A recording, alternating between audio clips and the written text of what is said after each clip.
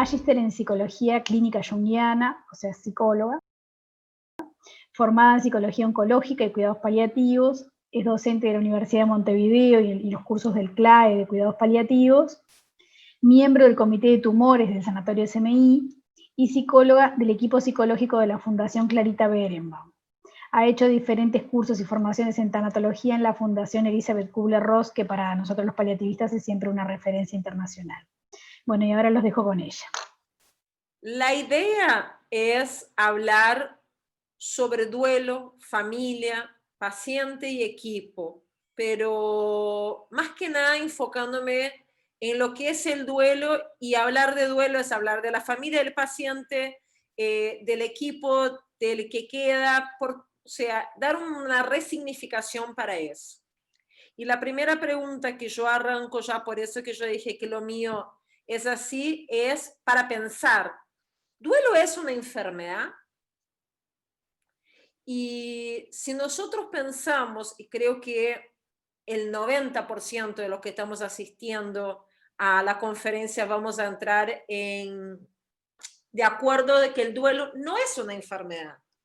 Entonces, si nosotros ya lo entendemos que no es una enfermedad, que es un proceso universal que le pasa a absolutamente toda la especie humana, todos los mamíferos también pasan por duelo cuando pierden a alguien importante.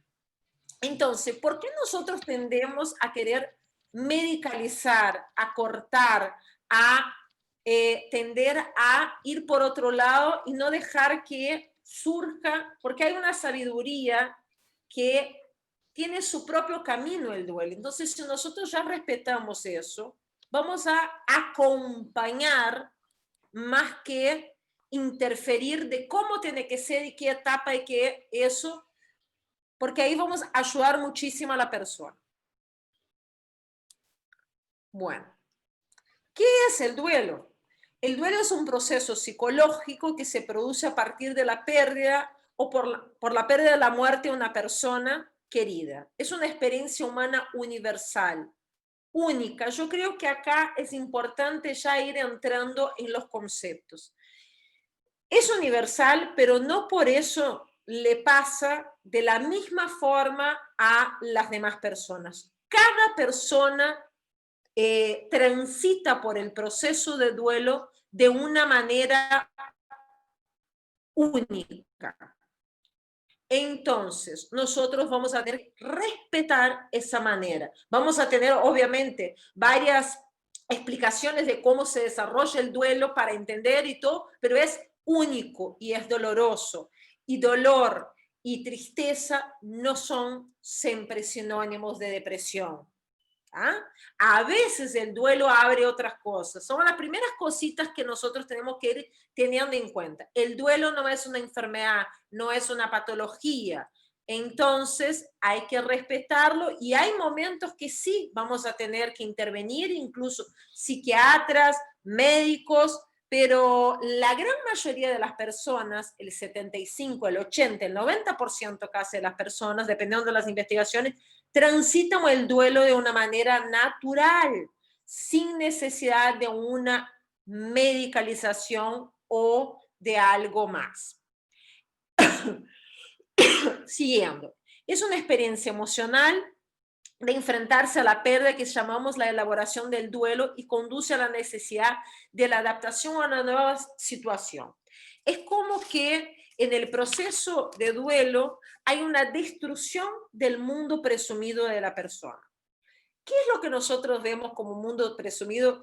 En una conferencia que yo fui, hablamos, imagínense la película Matrix. Bueno, eso es el duelo. Es como que todo lo que uno imaginó, todo el mundo se cae en ese momento. Es como que nosotros necesitamos tener un mundo en donde las cosas tienen cierta seguridad. Yo soy una persona sana, tengo mi marido, mi hija, mi profesión. Y cuando pasa algo como una muerte, todo ese mundo que nosotros teníamos muy armadito se cae, y hay que reconstruir de la misma manera que fue toda una vida que nosotros fuimos construyendo ese mundo. Va a ser lo mismo desconstruir para ir construyendo ese mundo de vuelta. Bueno, etimológicamente la palabra duelo viene del latín dolus, que significa dolor, desafío y combate entre dos, el mundo que yo tenía anteriormente y el que yo voy a tener que empezar a construir. Y el luto, que también yo pensé que era por mi portuñol, porque en portugués no existe dos palabras, es solo una, es solo luto para todo, pero bueno, después me enteré que acá en Uruguay también, acá también existe la palabra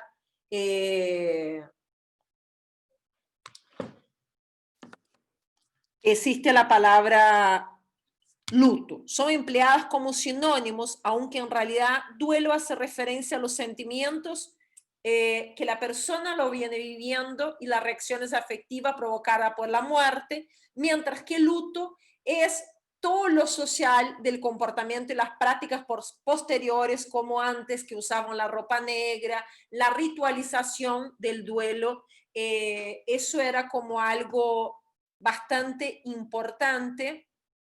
Y ahí, para que yo estoy volviendo acá, que me quedó como la pantalla, no toda compartida, es de producir.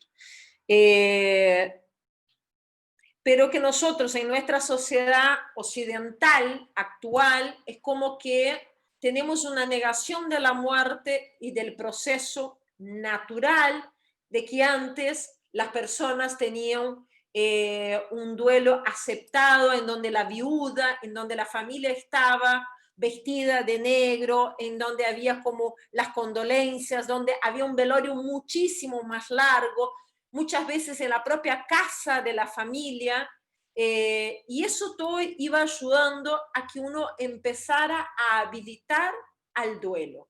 Hoy en día el duelo es más, los rituales de la muerte son mucho más cortos, como es la ida al cementerio, y todo el sepelio y todas esas cosas. Entonces eso también va dificultando para que uno pueda empezar a transitar de una manera diferente el duelo. El duelo es el proceso psicológico que se produce a partir de la pérdida de la muerte de una persona querida. Es una experiencia humana universal, única y dolorosa. Eso yo ya hablé. Bueno, factores que influyen en cómo va a ser el duelo. Para ir empezando ya a entrar en lo que es realmente eso, o sea, factores ligados a la causa y cómo fue la muerte. No va a ser lo mismo una persona anciana que se muere de muerte natural, o sea, que se muere en su casa, tranquilo, que no está agónico, a una persona que es asesinado, que tiene un accidente automovilístico, eso va a ser mucho más difícil, ni que hablar de un suicidio o una enfermedad muy larga. Todo eso va a ir ayudando o sabiendo que nosotros podemos ir viendo cómo se va a ir desarrollando el duelo. Son todas cosas que uno tiene que ir teniendo en cuenta para ir pensando cómo acompañar a la persona que está cursando ese duelo. Lo otro que va a influenciar muchísimo en cómo nosotros vamos a ser impactados por esa muerte va a ser la edad de la persona que se murió. No es lo mismo un niño que se muere, un joven, una madre que deja a los hijos chicos, que una persona mayor, en donde es como que prácticamente nosotros vemos el camino natural de la historia natural de la vida, en donde a determinada edad, obviamente, cada vez más nosotros pensamos y no aceptamos de que somos seres finitos y que la vejez es parte de la vida, es como que queda negada junto con varias partes que vamos negando de la muerte, la vejez y todo eso, pero cuando la muerte nos impacta como alguien que tiene una edad similar a la nuestra, o una edad similar a un hijo nuestro, o una persona, como dice, era llena de vida, es como mucho más difícil de empezar a transitar por ese dolor, por ese duelo.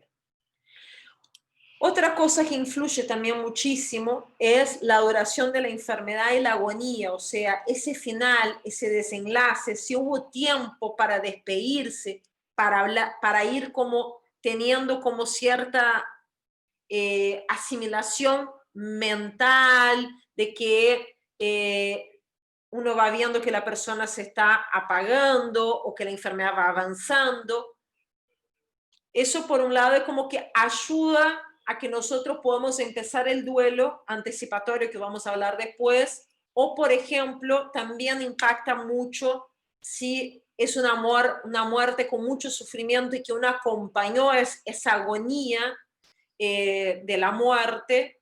Eso hace que también genere a veces culpas, que genere un montón de cosas, y por eso es tan importante que uno pueda ayudar a esa familia, a esas personas, a que puedan acompañar sin tener esa visión última de lo que es el final de la vida como algo agonizante, algo traumático.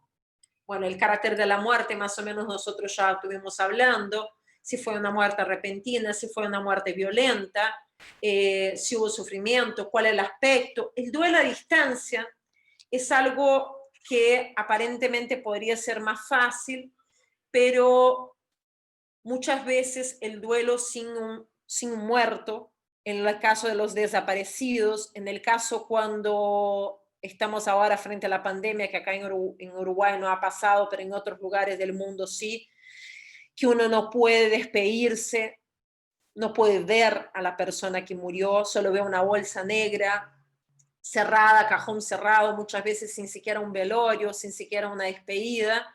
Eso hace que sea más difícil de empezar con todos los procesos de la pérdida, como que uno sigue como un duelo congelado esperando que la persona va a venir, termina como esa negación de esa situación y no es algo muy sentido. Lo otro, por ejemplo, en el caso de que muere en otro país y uno no puede visitar, como ha pasado ahora de varias personas que tienen familiares enfermos o que se han fallecido en otros países y que uno no ha podido ir a verlos o despedirse por el tema del COVID. Entonces, eso también dificulta en cómo nosotros vamos a transitar ese duelo. Una de las cosas que a mí me parece muy importantes que nosotros pensemos y entendamos cuando estamos frente a una persona que está cursando un proceso de duelo, como amigos, como familiares, como profesionales o como personas que estamos cursando un duelo, es que la mayor parte de las manifestaciones que nosotros vamos a tener son normales y les pasan de una manera distinta, en diferentes grados, que muchas veces queda inhabilitada. Desde el mayor amor, uno lo que quiere es que no sufra, pero algo que es normal del duelo y que es necesario es que la persona pueda transitar de la manera que encuentre. No hay como tiene que llorar, tiene que estar en la casa, no puede estar contenta, no puede reírse, tiene que sacar la ropa. O sea, nosotros no tenemos que decir qué hacer, lo va a ir sintiendo, pero hay determinadas manifestaciones que son normales y está bueno saber hasta para poder ayudar de estar ahí y decirle, tranquilo, eso es, vamos a ir viendo, vamos a ir como entendiendo. El aumento de la morbimortalidad, o sea, aumenta el sistema inmunológico baja y la persona puede enfermarse de otras cosas, sí, y tener más resfrío o estar con determinadas cosas, y sí, son normales.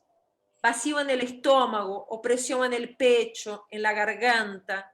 Siente como, me dice, siento algo físico, como parecido al ataque de pánico, una opresión en el pecho, como que la garganta hubiera. Es físico eso y es normal. Una hipersensibilidad al ruido. Hay que pensar que en el duelo toda la energía que estaba volcada hacia afuera, que estaba como para todo el exterior y todas las actividades que uno está haciendo, cayó su mundo. El mundo presumido de uno, lo que uno imaginaba que era su zona de confort, que pasa eso a los demás, me pasó a mí ahora. Yo me siento como completamente desestructurados, entonces vuelvo hacia adentro, me vuelvo a conectar con mi esencia, vuelvo a intentar ver cómo reorganizarse, qué es y eso, y estoy completamente perdido. Entonces hay una serie de manifestaciones, por ejemplo, una hipersensibilidad a los ruidos puede haber, sensación de despersonalización, que no sé quién soy, qué me gusta. A veces hago la pregunta a las personas, ¿qué es lo que te gusta? No sé, sin esa persona no sé. Pero es normal. Falta de aire, palpitación, debilidad muscular, falta de energía, dolor de cabeza, sequedad. Esas son las fisiológicas, pero bueno, no son las únicas que nosotros vemos. Las conductuales. Puede haber trastornos del sueño y alimentario que son los que más le preocupan a los familiares. Y al paciente, a la persona que está cursando un duelo también. O sea, no puedo dormir. ¿Hace cuánto? Ahí sí es como que pensar, ¿hace cuánto que no dormís? ¿Hace cuánto que no te alimentás? Pero no te alimentás o puedes tomar algo, eso. Entonces, también relativizar y ver, pero son normales que en los primeros días, en las primeras semanas, haya trastornos del sueño, haya una disminución del apetito, la persona va a estar como mucho más distraída, es difícil que se concentre en cosas muy básicas. Como habíamos hablado, la energía que estaba afuera vuelve hacia adentro, como que uno necesita reconectarse consigo mismo, con el lugar en que ocupaba, un millón de cosas. Entonces, por más de que uno quiera acompañar a esa persona, también entender, estar ahí disponible, ser lugar, sin querer decir mucho, estar disponible para escuchar y habilitar lo que el otro vaya a traer. Pero también entender que en esos primeros días, en esos primeros momentos, también es normal de que uno no quiera estar con mucha gente, que quiera estar solo o solo con un núcleo muy chiquito. Es normal soñar con la persona y sueños muy vívidos, y a veces es muy angustiante el despertarse y ver de que no fue un sueño, que esa persona ya no está. Por otro lado, es normal también de que algunas personas, porque cada uno tiene su forma de ser y no vamos a tener todos, no quieran acordarse nada, de poner como el piloto automático y evitar recordarse cualquier cosa que sea vinculado con la persona que falleció. Es normal que llore, que suspire. Por favor, habiliten, nadie se murió por llorar. El llanto es algo natural, es algo que sana, y no hay que tener miedo a veces de decir, bueno, yo no voy a llorar adelante. Por ejemplo, algunas personas que sufren en familia y que cada uno termina haciendo el duelo aislado. Yo me quedo acá porque yo quiero cuidar a mi mujer por el dolor, o quiero cuidar a mis hijos.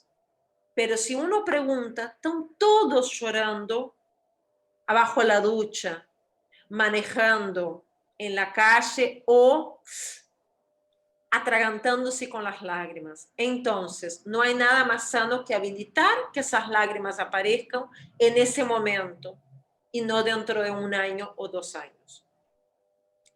Es normal de que uno busque y llame en voz alta a la persona.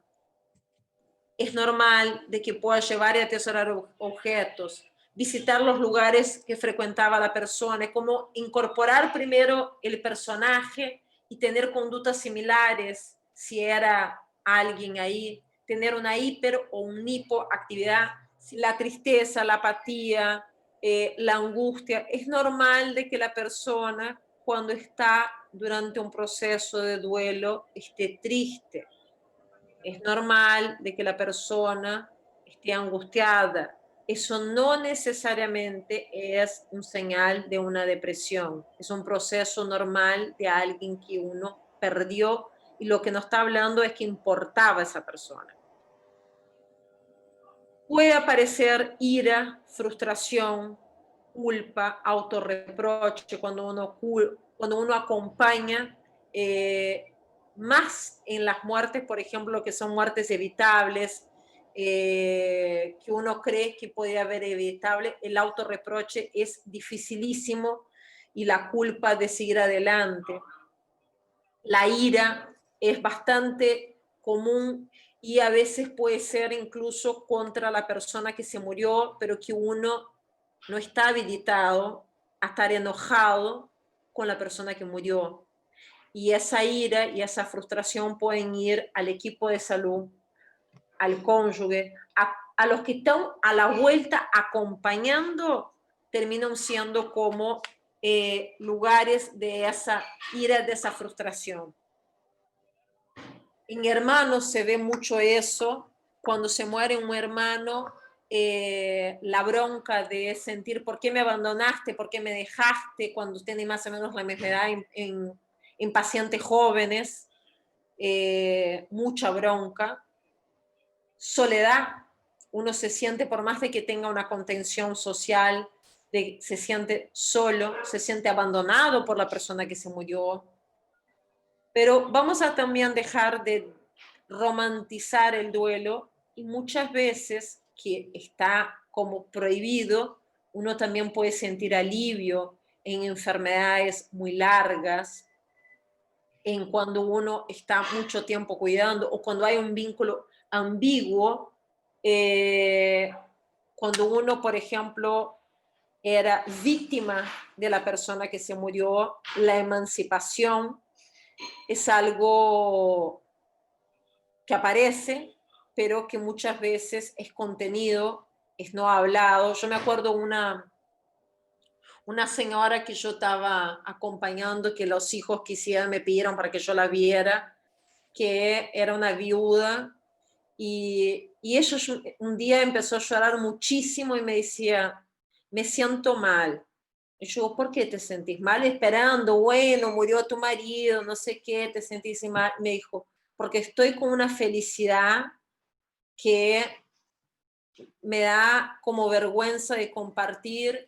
El marido era una persona muy violenta verbalmente, que la mayor parte de las personas de afuera lo veían como un señor muy cordial y todo. Entonces, ella sintió un gran alivio cuando se murió, pero le costó mucho poder habilitar ese sentimiento porque se sentía como mala madre, como una mala persona, como una mala cristiana, por decir de alguna forma también. Y nosotros también habilitamos los sentimientos ambivalentes que aparecen. Es como que cuando una persona se muere, uno espera de que se santifique, y no es así. Está bueno que uno pueda dejar que vayan apareciendo esos sentimientos, esas reacciones afectivas contradictorias muchas veces. Impotencia, de seguir de que uno no va a poder seguir. Cuando uno arranca a hablar con una persona que está recién empezando un proceso de duelo, es muy difícil que la persona diga, sí, yo voy a salir, va a estar todo bien. O sea, ese inicio es siempre como una mochila que parece imposible de que uno un día pueda transformarla, que pueda cargar y acomodar en el cuerpo para seguir viviendo con ese dolor, con esa pérdida y resignificando, que ese es como el camino que nosotros vamos a intentar acompañar a la persona y que la persona pueda ir haciendo, de resignificar ese vínculo que existió desde un lugar distinto y tenerlo en el corazón, tenerlo internamente para mantenerlo vivo. Pero bueno, Al inicio como que genera mucha impotencia de decir yo no voy a poder, el estado de shock no me está pasando, es normal. La anestesia, la insensibilidad también es normal de que uno parezca en los primeros días, y hay gente que dice me siento culpable porque yo durante todo el velorio no derramé una lágrima en los primeros días, y yo digo, no es más ni menos el que llora o el que no llora. Cada uno tiene su proceso y es eso lo que nosotros tenemos que ir entendiendo. Yo durante toda la charla voy a machacar eso. El duelo es un proceso universal, pero único. Y nosotros, por más de que seamos o no seamos especialistas en cuidados paliativos, en duelo, en psicología, en enfermería, en lo que sea, nosotros no tenemos la respuesta y ni exactamente cómo tiene que ser conducido. Es acompañar, es brindarte como una persona que está dispuesta a acompañar el proceso del otro. Bueno, sigo acá. Las cognitivas, incredulidad,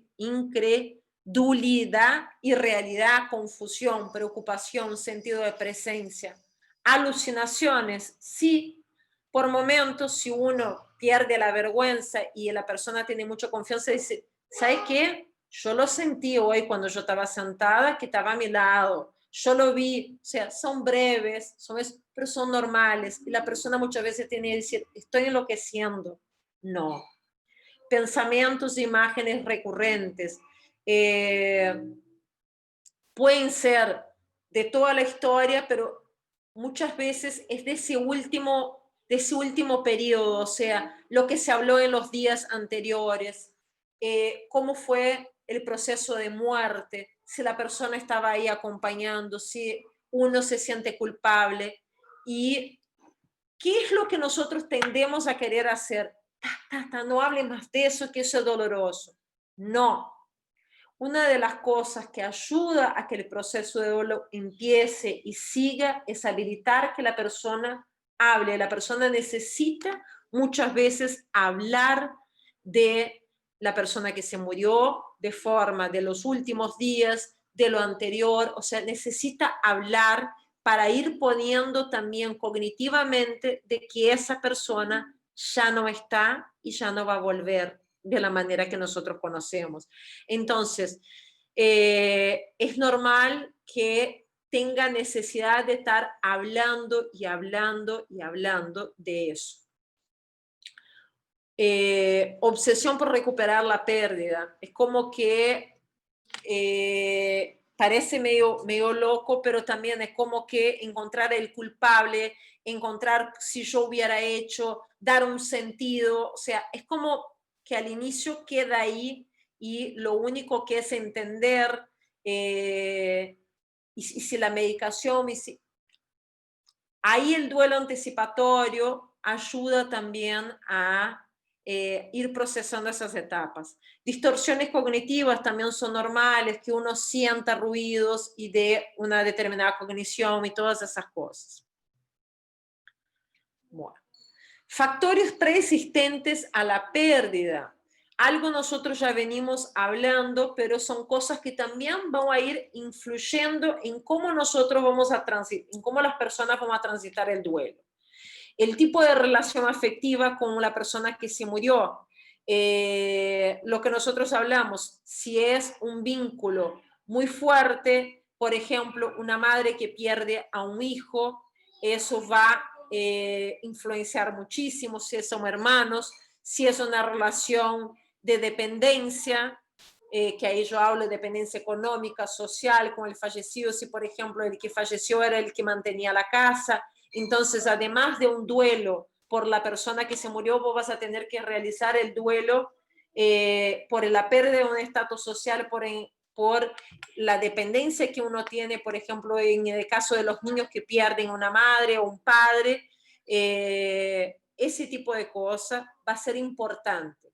El sexo del superviviente, no es ponernos como machistas ni como feministas, pero las diferentes personas, las mujeres procesan el duelo de una manera y los hombres de otra manera. Las mujeres, hay varias investigaciones que las viudas tienden a relacionarse mucho más socialmente, buscar grupos de apoyo, a verbalizar, y son mejor vistas socialmente si lloran, si están tristes, que un hombre. Es como que el hombre, el duelo es como más interno, como menos respetado socialmente, como que tiene que ser más corto, que hay que volver a la sociedad.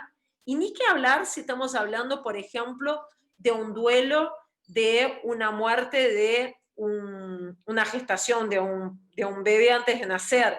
Ahí parecería que la madre tuvo el hijo solo, que el hombre no estaba acompañando en ese embarazo y tampoco lo va a sufrir. Y sí, sufren y muchísimo, pero no está habilitado socialmente. Entonces, tenemos que también saber y ver. Yo me acuerdo con un paciente mío que había fallecido la esposa por un cáncer, y después falleció su mamá, que era el gran sostén. Lo primero que la familia empezó a decir es, cuando él vino conmigo, es: no lo puedes ayudar a que consiga una mujer, porque pobre, con 3 niños chicos, ¿cómo va a salir? Lo que tiene que hacer, o sea, el duelo, no había duelo, era como que, como él era hombre, lo que nosotros teníamos que ayudarle para que él volviera a conseguir una nueva pareja para hacer el lugar de la madre y eso y aquello. Lo que nosotros tuvimos que empezar a trabajar era dar el lugar a lo que él estaba sintiendo, cómo él se venía sintiendo acompañado por esa familia, que él necesitaba una cosa, y con el mejor amor le querían trazar un camino de cómo tendría que ser su duelo, porque ya hacía 8 meses que había fallecido la madre, que él todavía seguía como ahí. Bueno, todo eso, o sea, es importante de ir sabiendo. La personalidad previa no va a ser lo mismo una persona que ya tenía una depresión de base, que ya tenía antecedentes psiquiátricos, una persona que es más introvertida, porque el duelo ya te cierra hacia adentro, que tenía pocos vínculos sociales, que tenía poco soporte social. No es lo mismo para un inmigrante cursar un duelo en otro país, en donde la cultura puede ser muy distinta de cómo viven el duelo, de cómo viven la muerte, a una persona que tiene todo un soporte familiar y social. Entonces, ver qué redes tienen para ayudarlo.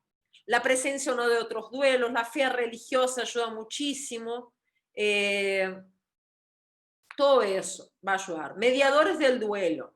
Ya hablamos de eso, las pérdidas ambiguas. Yo voy a pasar por el tema de la hora. Hay diferentes modelos de lo que hablan del proceso de duelo. El más conocido es el de Elizabeth Kübler-Ross, que habla de las etapas del duelo: negación, ira, irritabilidad, negociación, depresión y aceptación. Lo que uno se imagina es como que uno va a pasar, inicialmente Elizabeth Kübler-Ross planteó 10 etapas o más, no es que uno va a pasar linealmente de una para otra, para otra, para otra. Son como, en las entrevistas que ella hizo, ella vio que las personas, que la mayor parte pasaban por esos estadios, y entenderlos nos ayudaba como también a normalizar de que es normal, de que al inicio, cuando recién tenemos la noticia, que uno entre con cierta negación, pero la negación no puede ser eterna porque es como que el proceso no puede avanzar. Lo que ya hablamos de que uno puede tener mucho enojo, mucha ira, que inicialmente puede estar contra el equipo médico, el equipo asistencial, contra algún otro familiar, contra uno mismo. Bueno, en negociación, o sea, como que van pasando diferentes etapas. Depresión acá no es entendido como la depresión clínica. Puede tener síntomas que tienen mucho que ver con la depresión clínica, pero que en general acá estamos hablando de tristeza, trastornos del sueño, llanto fácil, y lo que ella habla como la finalización, entre comillas, del duelo, sería la aceptación y la resignificación.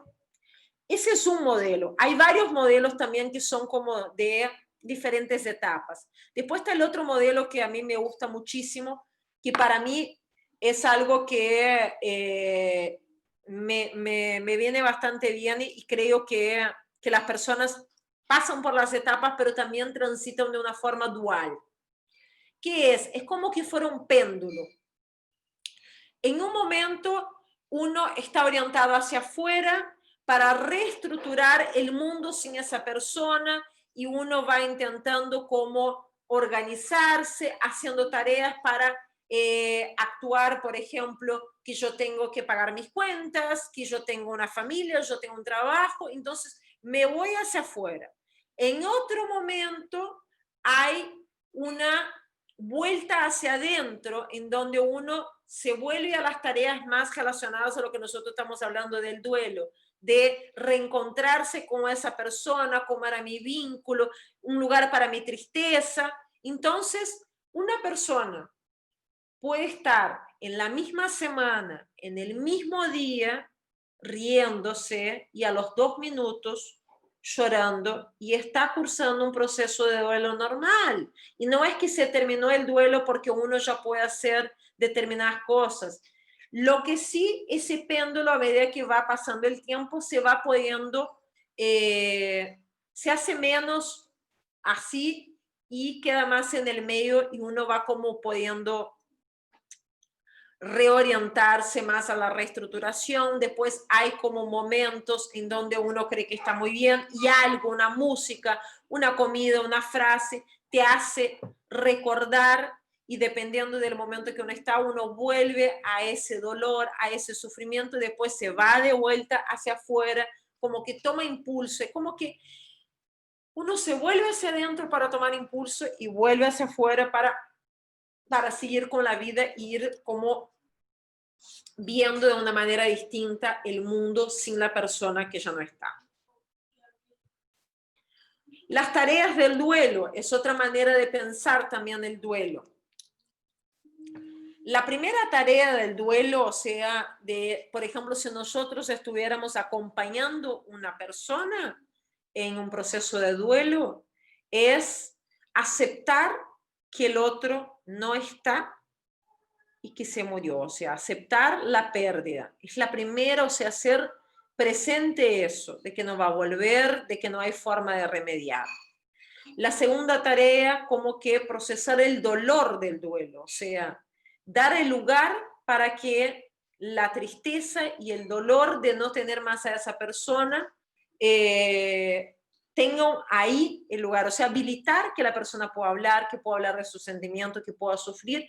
¿Por qué? Porque a veces uno cree que está ayudando y cuando los duelos quedan congelados, o sea, cuando no hay ese espacio, muchas veces reaparecen en pérdidas mucho más chicas, en situaciones que serían cotidianas y que no tendrían por qué tener ese peso tan grande, pero cuando nosotros empezamos a ver, muchas veces tienen que ver con ese dolor que no tuvo lugar en ese momento, por ejemplo, que en el caso de muchas madres, cuando hay niños a cargo, chiquitos, que uno tiene que seguir adelante, muchas veces ese dolor queda congelado y aparece años después. Ahí sí nosotros tenemos un gran indicador de un posible duelo patológico. Bueno, la otra tarea, a medida que va pasando el tiempo, es empezar a ajustarse a un mundo sin esa persona. Y la última tarea es encontrar una conexión permanente con la persona que se murió a través de resignificar, de una vida nueva, de volver, o sea, ese movimiento pendular que nosotros dijimos, de poder empezar a ir cada vez más de vuelta hacia afuera con la persona integrada. No es que no exista más. Las tareas del duelo y el proceso del duelo no se finaliza cuando uno olvida el otro, porque eso sería como algo casi irrespetuoso con la persona que uno quiso. Que si uno sufre un duelo es porque fue alguien importante, si no uno no tiene duelo. Y entonces el poder habilitar de que esa persona ya no está más visiblemente en mi mundo, pero invisiblemente, y uno como que sigue manteniéndolo vivo a través del recuerdo, a través de los cuentos, a través de conseguir volver de una manera a la vida sin esa persona en el mundo. Bueno, más o menos algo ya nosotros estuvimos hablando sobre el duelo negado. Son aparentemente aquellas personas que no sufren, que están bien, que siguen funcionando y si no, minimizan el vínculo por momentos, están atendiendo a otros y siguen con sus actividades y eso ayuda aparentemente a que la familia esté tranquila, a que los demás estén tranquilos, pero ojo al gol, a mí me preocupa más una persona que a los 15 días, al mes de que falleció, está como sin alguien importante, yo estoy hablando. Hay diferentes duelos, ¿no? Pero si nosotros pensamos en alguien que fue importante, que fue representativo de la vida de esa persona, que se murió hace muy poco tiempo, y que uno consigue ser funcional, consigue pasar por todas las situaciones como si nada, ojo, porque eso va a aparecer en algún momento o va a aparecer en el organismo, pero por algún lado aparece. Las reacciones de duelo inhibidas o negadas contienen las semillas de consecuencias tan desgraciadas como la experiencia de síntomas de la propia persona que se murió. Y pueden aparecer 1 año después, 2 años, y muchas veces, por ejemplo, yo he visto, no desmereciendo, pues yo también tengo mascotas y todo, pero que la persona no sufrió por la muerte del padre o de la madre y de repente se muere una mascota y ahí sí estoy con un sufrimiento que durante mucho tiempo no puedo ni siquiera levantarme de la cama. Es como que se pega un duelo sobre el otro. Y uno desplaza porque es más fácil sentir frente a esa pérdida que la otra, que muchas veces puede ser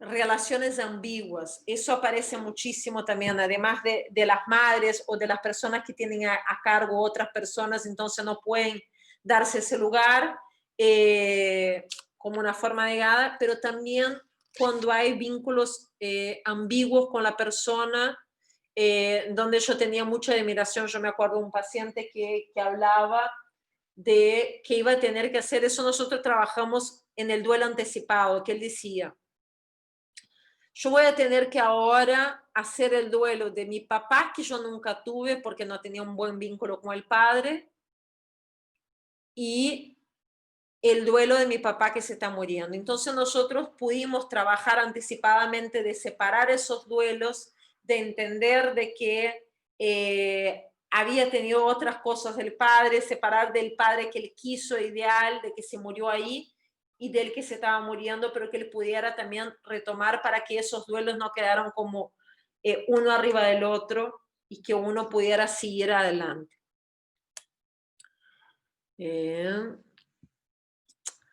Duelos y sentimiento de culpa. Por el tema del tiempo yo voy a pasar medio rápido, no voy a leer, pero voy a hablar un poquito.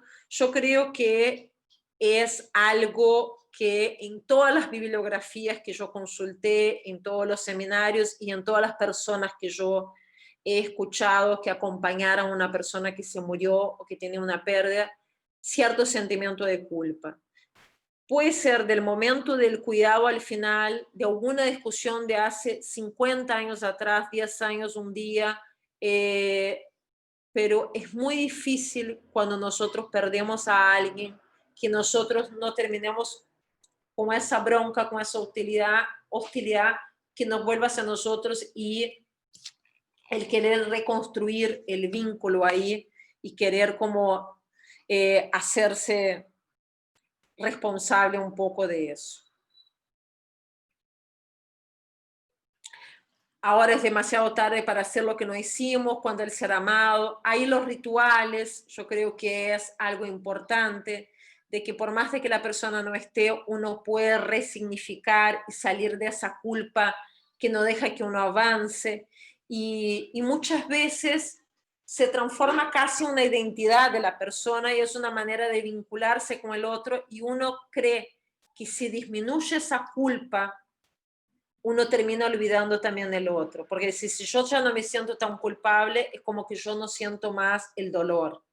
No, la idea es que uno siga acordándose del otro, que uno pueda resignificar el otro, pero ya no desde el lugar de la culpa, desde el lugar ese pesado. Bueno, venimos hablando bastante de lo que es el duelo anticipado, pero yo creo que es algo que en paliativos, en cuidados paliativos, nosotros trabajamos muchísimo y es muy sanador, principalmente para el paciente, pero para el equipo, para la familia y para todos. Entonces, siempre que nosotros podemos ir trabajando, para trabajar eso, hay que perder el miedo de hablar de algo que es más tabú que hablar de sexo, que hablar de muerte. Hoy en día se puede hablar de casi todo, pero hablar de muerte todavía sigue siendo un gran tabú y nos da muchísimo miedo. Y para hablar de duelo anticipado, nosotros tenemos que habilitar de hablar de la muerte, de que todos nosotros somos seres finitos. Eso no quiere decir que la estamos llamando, ni que vamos a anticipar, ni nada de ese tipo de cosas, pero es reconocer en algunas personas la cercanía de la muerte, y eso, hablar de determinados temas que muchas veces no lo habilitamos a hablar en otro momento. Nos da la posibilidad de reconciliarnos y aceptar la muerte como un hecho natural de que nos pasa a todos, y aceptar también de que hay un proceso de desapego con el enfermo y que muchas veces la familia no entiende de que en los últimos días, en las últimas semanas, no siempre es por una sedación o por la morfina o por la medicación que sea que el paciente está como en un estado comatoso o dormido, pero es como esa preparación de empezar a meterse hacia adentro, que no está tan disponible para la familia o para el afuera. La terapia de la dignización me encanta, que es como ayudar a mantener vivo, y si uno puede trabajar con el propio paciente, con el propio enfermo, eso, de cómo él quiere ser recordado, qué cosas, las tareas inconclusas son algo fantástico de trabajar cuando uno puede habilitar el duelo anticipado, y es muy sanador para todos, para el paciente y para la familia, el escuchar, el poder hablar de determinadas cosas, el ir sanando y cerrando determinadas situaciones que uno necesitaba ir haciendo en vida y que no lo pudo hacer, o no ha podido decir o habilitar. Las fantasías a veces del paciente con respecto a determinados familiares, se puede trabajar todo eso. La función es, bueno, disminuye la posibilidad de un duelo patológico, se mantiene un diálogo muchísimo más abierto y se termina muchas veces con los círculos de silencio, porque si uno habla de determinadas cosas, eso habilita que uno hable también de vida. Cuando uno empieza a hablar de muerte, no es que nosotros estemos todo el tiempo hablando de la muerte, habilita que uno hable de otros temas, de que están como muy solapados, y que son temas a veces duros, temas más complejos, pero que a medida que uno puede habilitar ese diálogo, muchas veces se reconstruye diálogos que estaban cortados entre la familia. Oportunidad de tener una separación emocional gradual, que uno se vaya preparando. El paciente puede también despedirse, si uno sabe, el paciente puede decidir cómo, cuándo, qué medidas sí, qué medidas no hacer. Hay tiempo de resolver trámites, herencia, papeleo, porque también hay que hacerlo. Uno va adquiriendo fortalezas de ir tomando roles que de repente eran de esa persona, y que uno no hacía antes, como que puede ir consultando incluso a la persona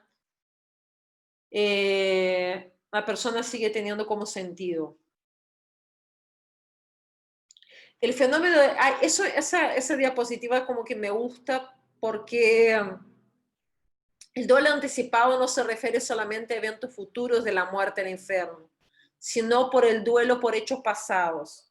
En el duelo anticipado, como el paciente principalmente, uno va trabajando muchas veces lo que uno va perdiendo de la autonomía, de la dignidad, por muchas veces que la persona siente que ahora es dependiente del habla, y uno también va trabajando esos duelos y dignificando ese final, y que la persona tiene un sentido por más de que ya no pueda hacer determinadas cosas, o lo que hemos hablado en otras charlas, que hoy en día se cree que dignidad está con utilidad. No necesariamente, no debería de ser así. Entonces nosotros apostamos a trabajar en eso. Bueno, ahí yo ya puse esa. Desde la perspectiva del paciente, ayuda a reorientar sus proyectos, adaptarse a las pérdidas, a los cambios de roles, a ser cuidado, a dar lugar.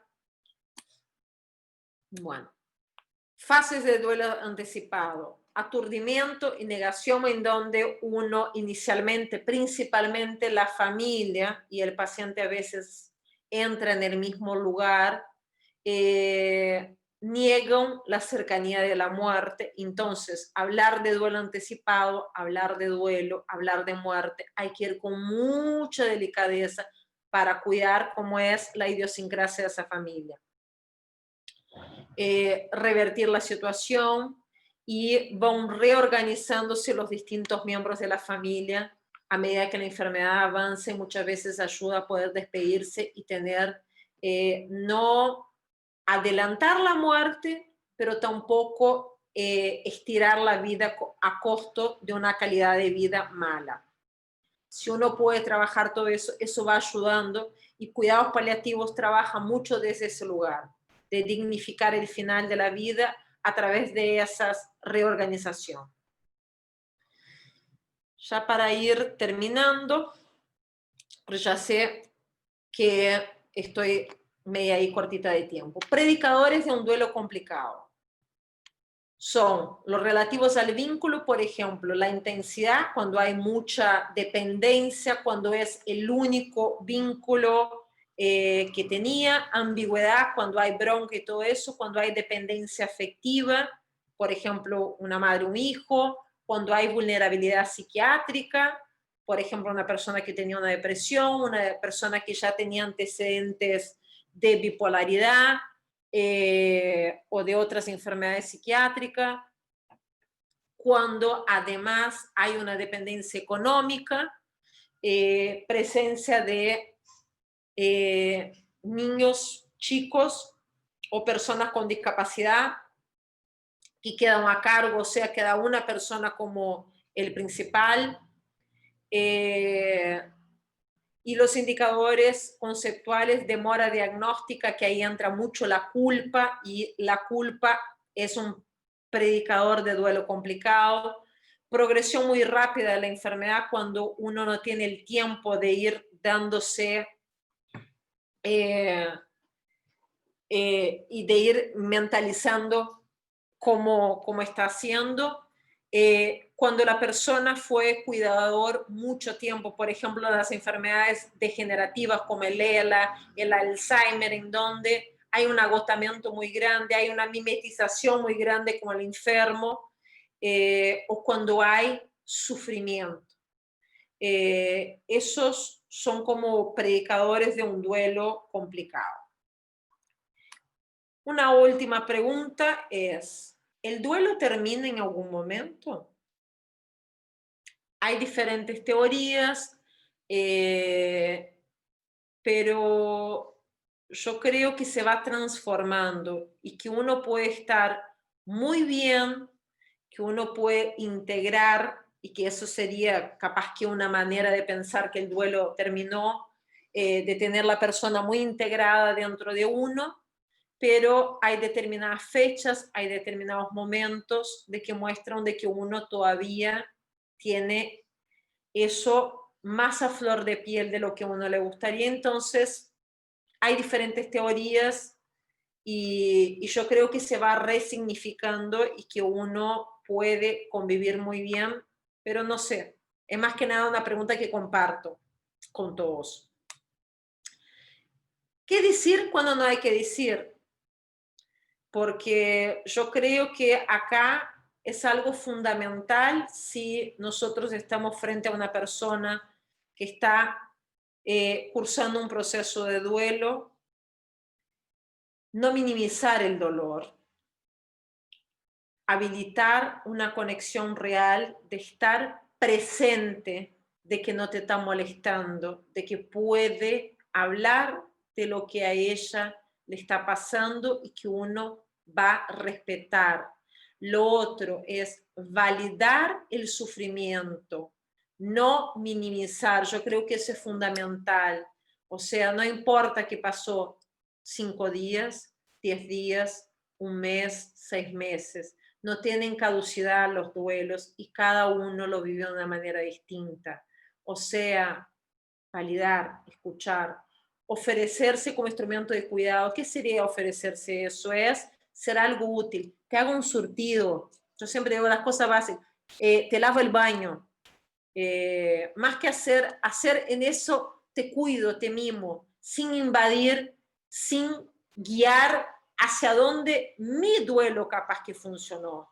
Es el duelo de él. O sea, es algo que no es una enfermedad, entonces no tiene que ser curada. Hay una sabiduría interna de cada uno que guía a que el proceso se haga en el camino que cada uno tiene que hacerse. Ser comprensivo de que es único, no juzgar. ¿Tiraste la ropa ya? ¿Ya le regalaste? ¿No le regalaste? ¿Por qué no? ¿Y por qué no sé qué? ¡Ay, ya se está riendo! ¿Y se fue de viaje? ¿No se fue de viaje? ¿No salís de casa? ¿Te maquillás? ¿No te maquillás? No juzgar. ¿Tá? Escuchar. A veces hacer silencio y simplemente estar, ser espacio.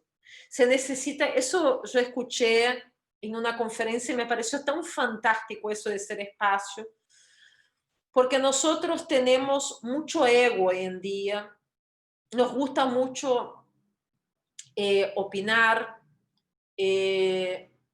nos cuesta mucho escuchar el sufrimiento del otro porque ya no estamos más acostumbrados, ya la vida es muy dolorosa, ya tengo los míos, entonces es muy difícil que yo deje que el otro pueda hablar y ser lo que puede ser, sin prejuzgar de que el duelo tiene que ser así, o decir, yo hice tal y tal cosa, porque si nosotros ahí ya estamos como achicando de que capaz que el otro ya está saliendo con otra persona y yo como dije que eso estaba mal de otro, no doy el espacio para que pueda hacer. Entonces a veces el ser espacio es eso, es no emitir juicio y dejar que el otro vaya mostrándose para que nosotros le acompañemos.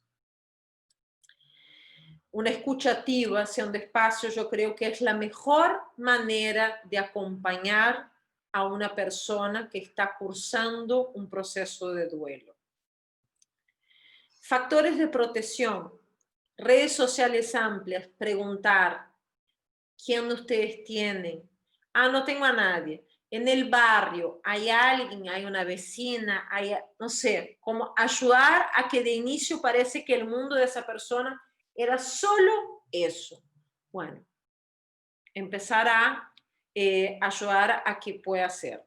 Formas creativas de validación y visibilizar el sufrimiento. O sea, que si nosotros validamos de que no está enloqueciendo cuando habla con el muerto, que sueña con el muerto, que no tiene hambre, que eso y que aquello, nosotros estamos validando que eso es normal. La persona entonces se va a sentir más confiada de que hay un final feliz, o que hay un camino por recorrer y que no está solo, de que eso no es doloroso, es triste, pero no está enloqueciendo, no va a enloquecerse, no va a quedar solo.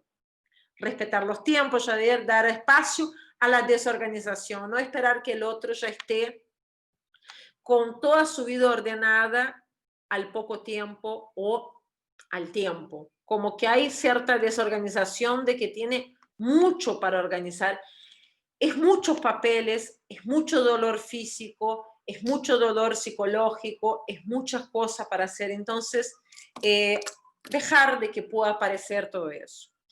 Y estar disponible compasivamente, o sea, ponerse en el lugar del otro, entrar en el dolor del otro y también actuar como el otro. El dolor es del otro. Entonces, yo no puedo prejuzgar lo que es perder un hijo por más de que yo también haya perdido. ¿Por qué? Porque esa era desde el vínculo de ella con su hija, desde el vínculo de ella con su hermano, desde el vínculo de ella con su marido, con su mujer. O sea, ponerse, acompañar desde el dolor que es del otro. Eso yo creo que es fundamental.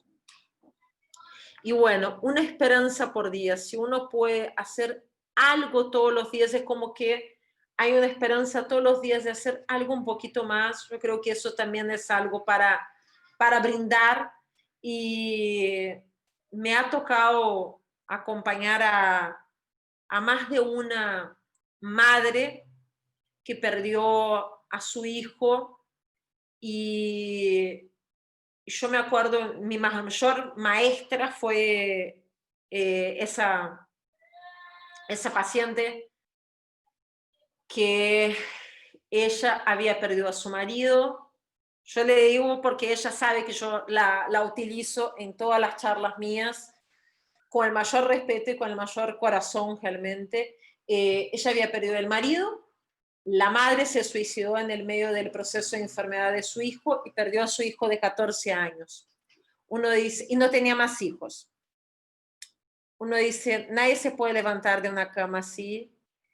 Y por suerte pudimos trabajar con ella el duelo anticipado, pero la vida también, porque ella me decía, no me vengas a hablar de muerte si mi hijo está vivo. Yo no te voy a hablar de muerte, pero vos tampoco veles a tu hijo antes que él se muera. Y fuimos trabajando, y cuando se murió todo el mundo tenía miedo que se suicidara, yo también, más que se suicidara, de que no se levantara de la cama nunca más. Y me fue enseñando una esperanza por día. Pasaron años, obviamente esa madre sigue de duelo, pero lo ha transformado ese duelo, ha salido adelante, la he visto reírse, la he visto hablar desde un lugar de ternura, de amor de su hijo, y con ello yo aprendí que sí se puede transitar y tener una esperanza de cómo ir teniendo un lugar distinto para esa persona que no está desde afuera, pero que está internamente. Y he acompañado otros duelos, pero bueno, he acompañado a varias madres. Esa fue mi gran maestra, que yo siempre hablo de ella, Beatriz Day, con nombre y apellido, que me enseñó muchísimo que se puede salir, que se puede transitar y que se puede transformar una esperanza por día. Así que bueno, todo el dolor puede ser soportado cuando sobre él se puede una historia contar, o sea, mantener viva la persona. Y es eso, es como que para mí la última etapa del duelo es cuando uno ya puede contar, reírse, tenerlo presente, que hay veces que hay personas de afuera que dicen, no sigas hablando porque eso te duele. Duele una parte, pero también da otra parte de un gran confort de sentir cerca a la persona. Y bueno, muchísimas gracias. Espero no haberlos aburrido y ser bastante clara.